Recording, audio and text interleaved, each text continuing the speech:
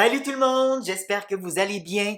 Bonne année à tout le monde! Bon retour à l'école! J'espère que vous avez passé des super belles vacances de Noël et que vous êtes en forme pour revenir et recommencer l'école. En tout cas, moi, je suis super en forme. Je m'appelle Dominique, je suis bibliothécaire et je suis vraiment heureux de vous retrouver dans une nouvelle capsule vidéo pour notre projet de lecture qui s'appelle La lecture, une bouchée de plaisir.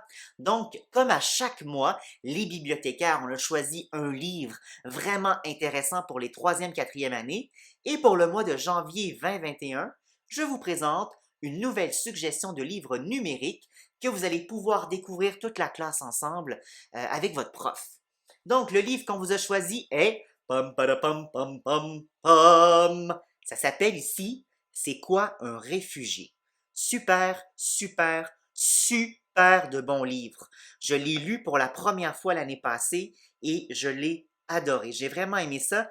C'est un livre, quand tu regardes bien sur la première de couverture ici, notre titre, C'est quoi un réfugié? La maison d'édition, elle s'appelle La Courte Échelle. Et tu vois ici qu'il y a le nom de Élise Gravel. Est-ce que tu connais Élise Gravel?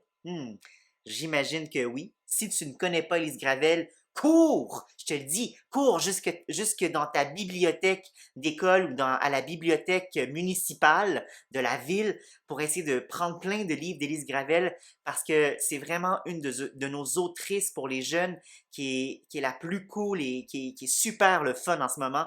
Tous ses livres sont bons. Je l'adore. Donc, c'est pour ça que je suis vraiment content de te présenter un livre de Élise Gravel. J'aime beaucoup aussi ce livre-là de Lise Gravel, C'est quoi un réfugié?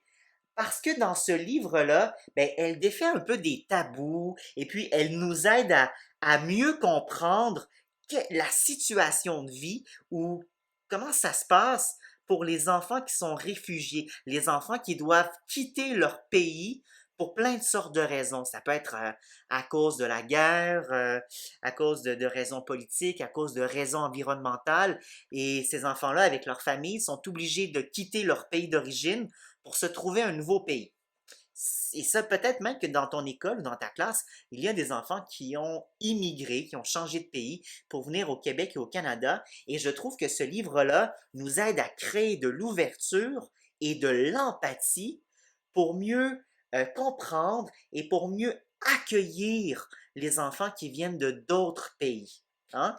Donc, c'est vraiment un livre que j'ai adoré pour cette raison-là. À l'intérieur du livre, elle nous présente tout plein de personnages, on comprend mieux les raisons pour lesquelles ils ont dû quitter leur pays. À la fin, il a même fait des interviews d'enfants dans des écoles du Québec qui nous racontent comment c'était dans leur pays d'origine, pourquoi ils sont venus ici au Canada, qu'est-ce qu'ils aiment au Canada, qu'est-ce qu'ils ont comme rêve, qu'est-ce qu'ils ont envie de faire ici au Canada. Donc, c'est vraiment un super de bel album pour créer de l'ouverture et créer de l'empathie. Ah, tiens, c'est drôle, c'est un nouveau mot de vocabulaire, l'empathie. Est-ce que tu sais qu'est-ce que ça veut dire, le mot empathie?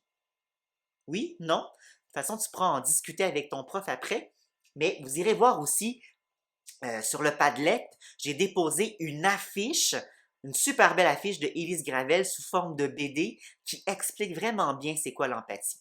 En fait, l'empathie, c'est la capacité de se mettre à la place de quelqu'un d'autre pour comprendre ses émotions, pour comprendre qu'est-ce qu'il ressent. Par exemple, je sais pas, tu es dans la cour de récré pendant une récréation, et là, il y a un élève, il y a une petite chicane entre deux amis, là, il y a un élève qui est vraiment triste. Donc, l'empathie, c'est d'être capable d'aller voir cet ami-là, cet élève-là et d'essayer de comprendre qu'est-ce qu'il ressent, quelle émotion il a présentement, qu'est-ce qui s'est passé, puis comment il se sent à l'intérieur de lui. Donc, ça, c'est de faire preuve d'empathie pour être à l'écoute des gens, essayer de comprendre comment ils, comment ils se sentent. Donc, je trouve que ce livre-là, C'est quoi un réfugié? Ça nous aide justement à comprendre comment les enfants qui doivent changer de pays se sentent et quand ils viennent dans un nouveau pays, qui sont obligés de quitter peut-être des fois une partie de leur famille dans leur pays d'origine. Donc, un super bel album. Maintenant, comme à chaque mois, ben, on vous propose 3 défis et vous allez pouvoir choisir le défi que vous avez envie de faire avec votre prof. 3 défis selon le temps dont vous disposez et le défi qui vous allume, qui vous tente le plus. Le premier défi, c'est le défi Presto. Donc, c'est un petit défi à réaliser avant la lecture du livre. Donc, le défi Presto de ce mois-ci, c'est de répondre à la question qui est sur la première de couverture du livre et de faire donc une discussion avec tous les élèves de ta classe puis avec ton prof. Le titre du livre, c'est quoi un réfugié? En fait, c'est ça ma question. Qu'est-ce que c'est un réfugié à ton avis? Donc, je vais vous laisser avoir une discussion toute la classe ensemble pour comprendre qu'est-ce que c'est un réfugié. Donc, on va activer vos connaissances que vous avez déjà. Après ça, vous pourrez lire le livre et vous allez avoir, j'imagine, d'autres idées pour mieux comprendre ce sujet-là. Maintenant, le deuxième défi, c'est le défi mollo. Donc, un défi plus sur, pour mieux comprendre en fait la structure du livre et la chaîne du livre. Donc, tu vois, j'en ai souvent parlé. Hein. Sur la première de couverture, on retrouve le titre. La maison d'édition, elle est ici sur le dos du livre, la courte échelle. Et là, ici, il y a le nom de Élise Gravel. Il arrive des fois que pour certaines œuvres, l'auteur et l'illustrateur soient la même personne. Donc, à ton avis, Élise Gravel, dans ce livre-là, quel travail a-t-elle fait pour la conception de ce livre-là? Quel était son travail dans la conception de ce livre-là? Ça, c'est le défi mollo. Maintenant, le défi mucho, un défi un peu plus costaud, un peu plus gros, un peu plus, qui demande un peu plus d'investissement. Donc, c'est un défi de recherche et de compétences informationnelles. Donc, ça va t'obliger à aller faire une petite recherche avec ton prof et avec les autres élèves de ta classe. Ça peut être sur Internet, sur un moteur de recherche comme Google, ou ça peut être aussi dans la bibliothèque de ton école. Donc, je vais te demander de faire une petite recherche pour aller découvrir et trouver la Déclaration universelle des droits des enfants. La Déclaration universelle des droits des enfants. Donc, tu peux taper ça dans un moteur de recherche, soit sur Internet ou dans un catalogue à la bibliothèque, et tu vas trouver la Déclaration universelle des enfants. Je vais vous demander de créer des petites affiches. Ça, en fait, ce sont tous les droits des enfants et vous allez pouvoir créer une petite affiche, chaque élève, qui illustre un des droits de la Déclaration universelle des enfants.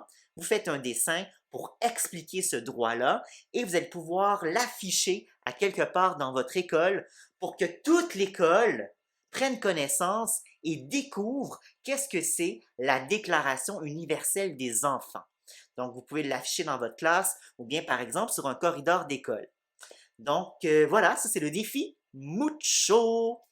Ah oui, aussi, j'aimerais vraiment ça si c'est possible. Moi, j'aimerais ça les voir, vos dessins, parce que je pense que ça va être super intéressant. Donc, si vous avez envie de venir en déposer quelques-uns sur le Padlet, ça me ferait vraiment, vraiment, vraiment plaisir de pouvoir les voir, vos dessins sur la Déclaration universelle des droits des enfants.